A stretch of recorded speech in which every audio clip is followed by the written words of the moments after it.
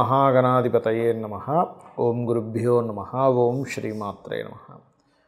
అరుణాం కరుణాతరంగితాక్షీం ధృతపాశాంకుశపుష్పబాణచాపాం అనిమాదిభిరావృతాం మయూకైః అహమిత్యేవ విభావయే భవానీం. శ్రీమాత్రే నమః.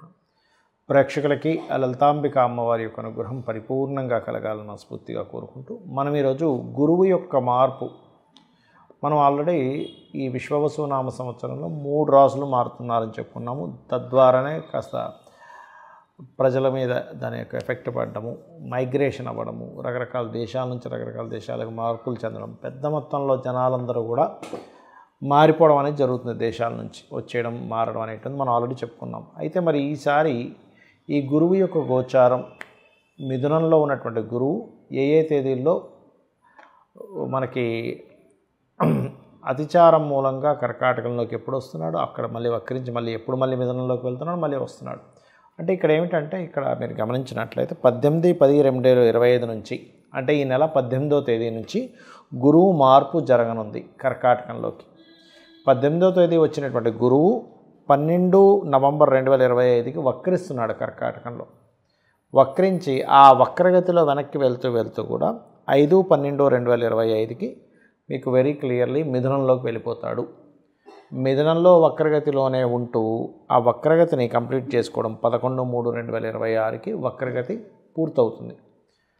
వక్రగతి పూర్తి అయిన తర్వాత మరలా 2/6/2026కి, అంటే నెక్స్ట్ ఇయర్ జూన్ 2వ తేదీకి కంప్లీట్గా మరలా కర్కాటకంలోకి వస్తాడు. అంటే ఏమిటి, ఈ 5 మార్పులు, గురువు మార్పుల వల్ల ఏ భావాలు, ఏ రాసుల వారికి ఏ భావాలు ఎఫెక్ట్ అవ్వనున్నాయి, ఏ విషయంలో మీరు జాగ్రత్తగా ఉండాలనేటువంటి అంశాలు చెప్తుంది. నేనైనప్పటికీ కూడా చెప్పిస్తుంది సాక్షాత్ లలిత అమ్మవారిగా భావిస్తూ తెలుసుకుందాం. మకరం వారికి ప్రస్తుతం గురువు 6వ స్థానంలో ఉన్నాడు.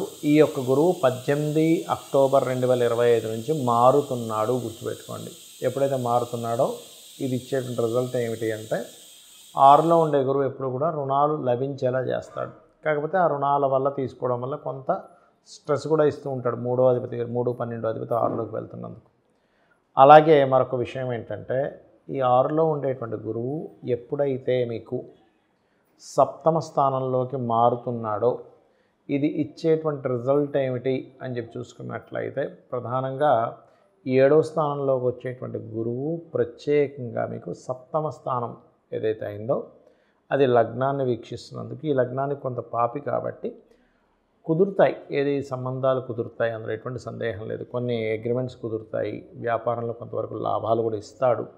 కానీ కొంచెం ఈ సంబంధం కుదుర్చుకునేటువంటి విషయంలో లగ్నానికి పాపి కాబట్టి, ఎంతైనా ఎగ్జాల్టెడ్ గురువు కాబట్టి కొంత అనుకూలత ఇస్తూ, గురుబలాన్ని ఇస్తూ కొంత స్ట్రెస్ కూడా ఇస్తాడు వివాహం విషయంలో.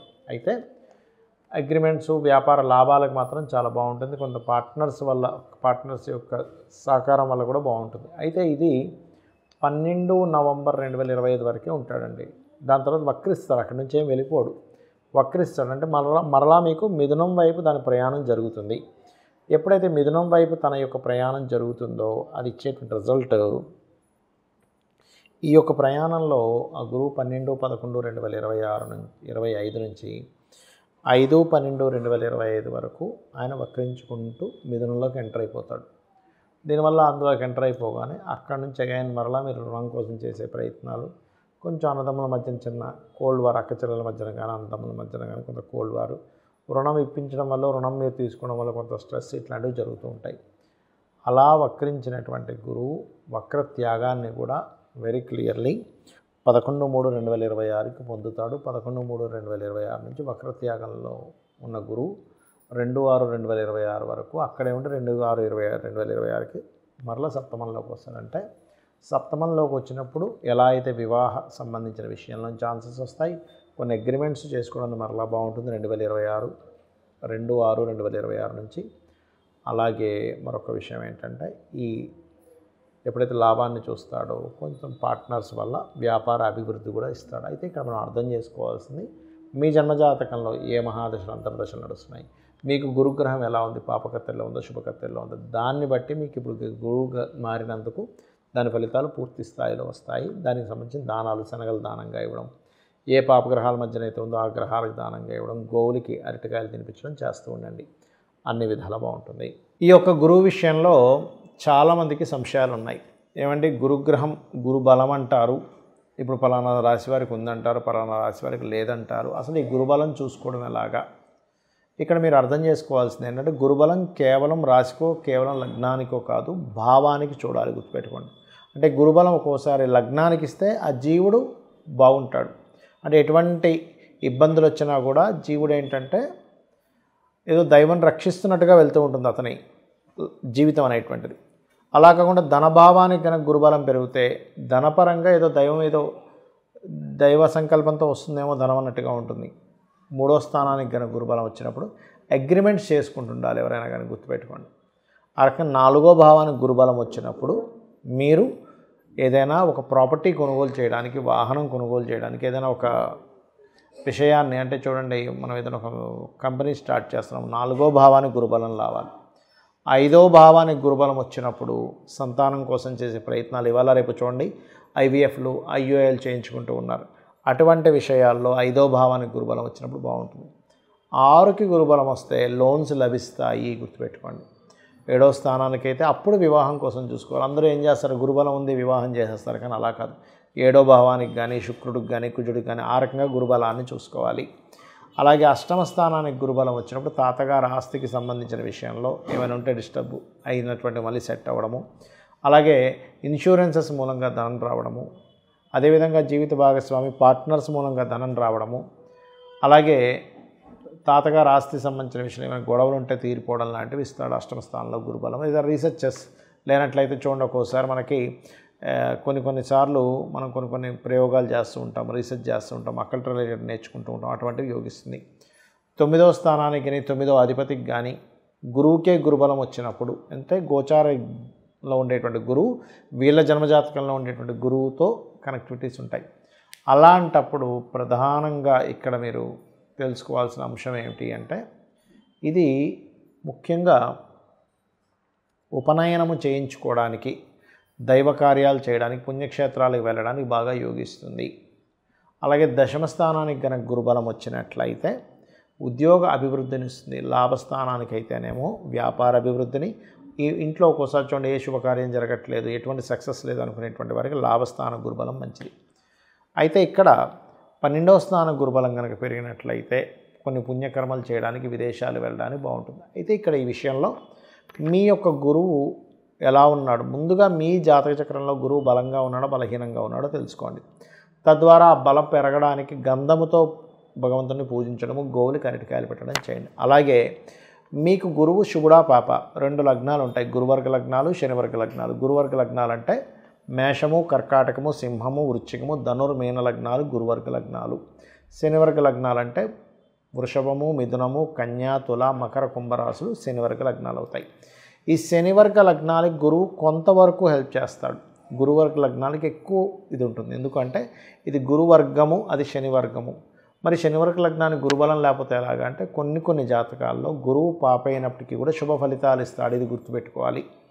కొన్ని లగ్నాలకు గురువు శుభుడైనా పాప ఫలితాలు ఇస్తాడు. అదేమిటి అంటే మీ యొక్క జన్మజాతకంలో గురువు ఉన్నటువంటి కండిషన్ బట్టి మీకు గురుబలం అనేటువంటిది ఏర్పడుతుంది. ఇది ప్రధానంగా చూసుకోవాలి. గురుబలం ఉన్నటువంటి వ్యక్తికి దైవానుగ్రహం బాగుండడము, సంతాన అభివృద్ధి కలగడము, గురువులతో మంచి సపోర్ట్ రావడము, ఇవన్నీ జరుగుతాయి. గురుబలం లేనటువంటి పిల్లలకి చిన్నప్పుడు చూడండి స్కూల్లో టీచర్స్తోనే ఎక్కువగా ఇబ్బందులు పడుతుంటారు. అప్పుడు మనం అర్థం చేసుకోవాలి, గురుబలం తక్కువగా ఉంది. మంచి కార్యాలు ఎవరైనా చెప్పినా మనకు చేయబుద్ధి కాదు, అప్పుడు గురుబలం తక్కువగా ఉందని అర్థం చేసుకోవాలి. గురు సమానుల్ని మనం తెలియకుండానే వాళ్ళతో మనం ఒక మాట పడ్డము, మనం వాళ్ళని చులకనగా చూడడం జరుగుతుంటుంది.